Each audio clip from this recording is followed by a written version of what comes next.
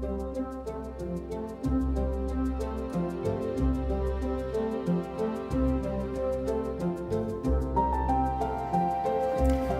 and welcome to this week's edition of France in Focus. I'm Haxie Myers-Belkin. Behind me is the Curie Institute. It contains a leading cancer research facility and also a museum dedicated to the life and work of the only woman to win 2 Nobel Prizes for achievements in science, Marie Curie. Born 150 years ago, Marie Curie's research into radioactivity revolutionised everything from medicine to technology. So what are the discoveries she can put her name to? Even before she found fame, Marie Curie was already a gifted physicist who was looking for a doctoral subject.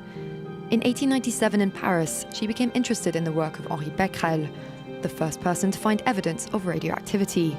The French physicist had discovered that uranium salts emit penetrating radiation without the need of an external energy source. Marie Curie decided to begin her own research into minerals containing uranium. One of them was pitchblende, now known as uraninite. While extracting uranium from the pitchblende with her husband Pierre, she found that other, even more radioactive elements made up the ore. In July 1898, Curie and her husband discovered a new element which they named polonium, after Marie's home country, Poland. 5 months later, they found a second element, 1,000,000 times more radioactive than uranium. They called it radium and coined the word radiation. In 1903, Henri Becquerel and the Curie were awarded the Nobel Prize in Physics for their pioneering work. 8 years later, Marie Curie received the Nobel Prize in Chemistry for her contribution to research on radium and polonium.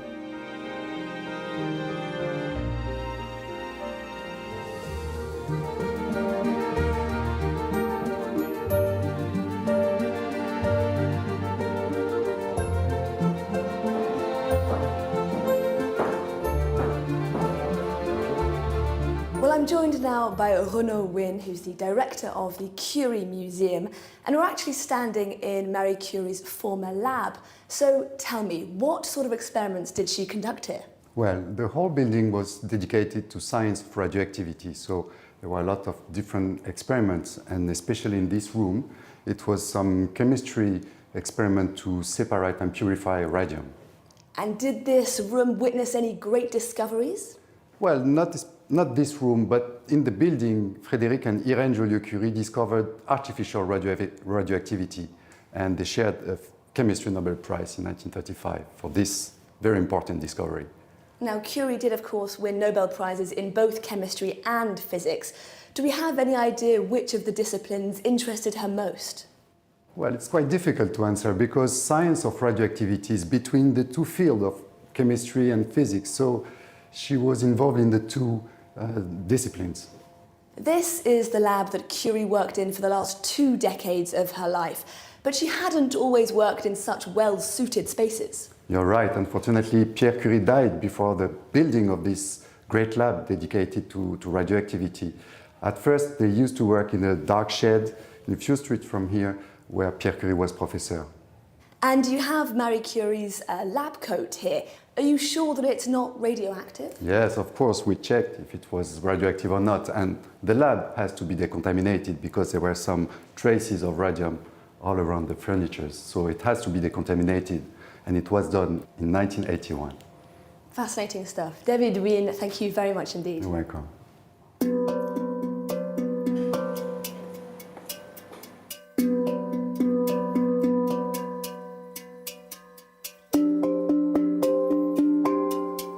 Curie's breakthroughs came well over a century ago, yet her work continues to influence medicine research. Well, to discuss her legacy in a little more depth, I'm joined now by the director of the Institute's Centre for Research, Geneviève Almusny. Hi, Geneviève. Hi. Curie's discoveries led to a revolution in the way cancer is treated. Just how did radioactivity work in that early attempt to cure cancer? Well, in brief, I guess what you have to bear in mind is that cancer cells tend to proliferate rapidly. And so if you inflict damage, they will be much more sensitive. And that's what radiotherapy is doing, creating damage and then killing the cells. Now we have a whole range of techniques to treat and cure cancer, but some of Marie Curie's original techniques are still in use today. absolutely. I think it remains the major treatment in place, but it's working now more often in combination or with a better understanding of what is behind for individual patients. If Marie Curie was alive and working today, what field would she be working in? Where are the next big breakthroughs going to come from? I hope I could convince her to work on epigenetics, which is my favorite area. And there's definitely a lot that has to be brought into the picture to understand how the radiation is coping with the genome and its overall organization. And so much to do. So come, Marie, join us. Geneviève Al-Mousli, thank you very much indeed.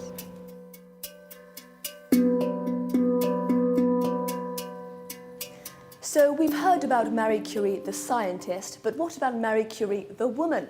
We spoke to her granddaughter, Irène Curie's daughter, about her extraordinary life.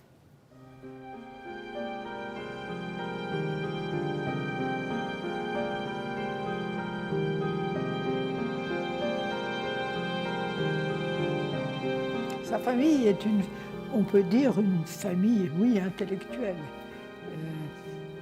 Assez pauvre.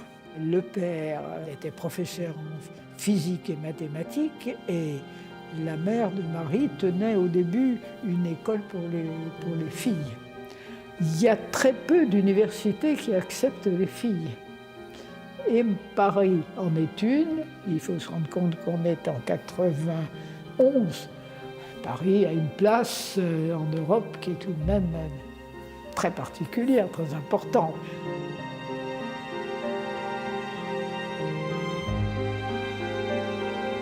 À la fin de ses études, elle obtient ce qu'on appellerait aujourd'hui une bourse de recherche. Et là, un ami de la famille Szydłowski connaît Pierre Curie.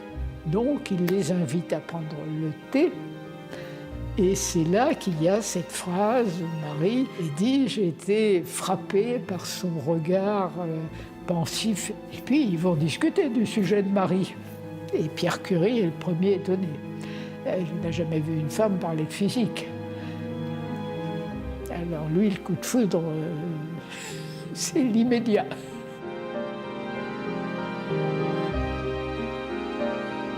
Le comité Nobel reçoit des propositions qui viennent des académies. Et donc l'académie a proposé Becquerel et Pierre Curie.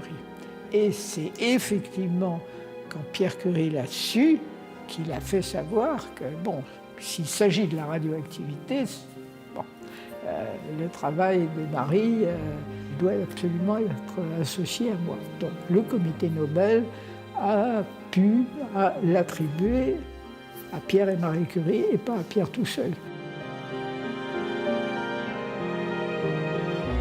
Dès la déclaration de guerre, Marie Curie s'est lancée dans chercher des sponsors, on appellerait ça comme ça aujourd'hui, se faire prêter des camionnettes, les démantibuler pour pouvoir installer l'appareil de rayons X dessus et se précipiter dans des postes du front pour voir comment ça se passait. Et arrivé à un moment, sa conviction, ça a été ce qui manque le plus maintenant, c'est plus le matériel, c'est les gens pour s'en servir correctement. Et elle a organisé à l'Institut du Radium des stages, au fond, pour des infirmières.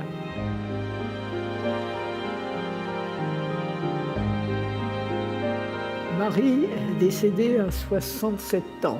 C'est une leucémie caractéristique du dégât des rayonnements. L'idée du Panthéon a été avancée pour Marie comme symbole pour les femmes. Et effectivement, la réaction de la famille ne pouvait être que ça ne peut être que Pierre et Marie Curie ou personne.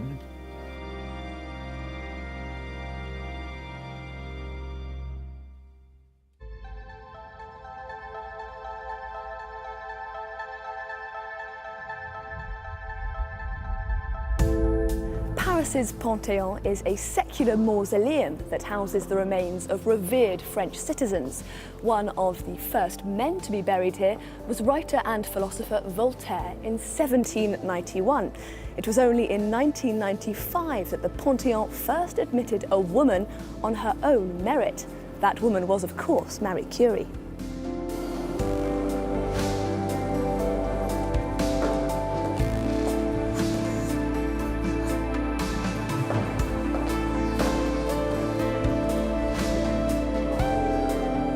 So this is the final resting place of both Marie and Pierre Curie, and I'm joined now by David Medek, who's the manager of the Pantheon. Hi, David. Hello.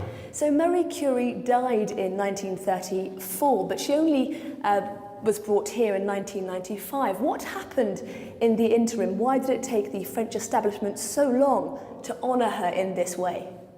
Well, who goes in the Pantheon is a presidential decision.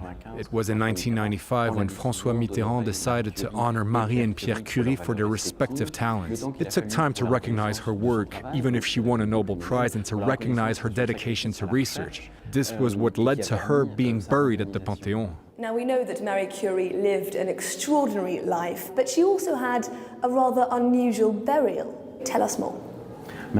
So yes, Marie and Pierre Curie were buried at the Pantheon with all the splendor that entails, with a large ceremony outside. But as for Marie Curie, her tomb was covered with 3 layers of lead to avoid any sort of radioactivity, because she was surrounded by radioactivity from polonium and radium throughout her lifetime. David Medek, thank you very much indeed. And that brings us to the end of this week's edition of France in Focus. Thank you very much for watching. Till next time.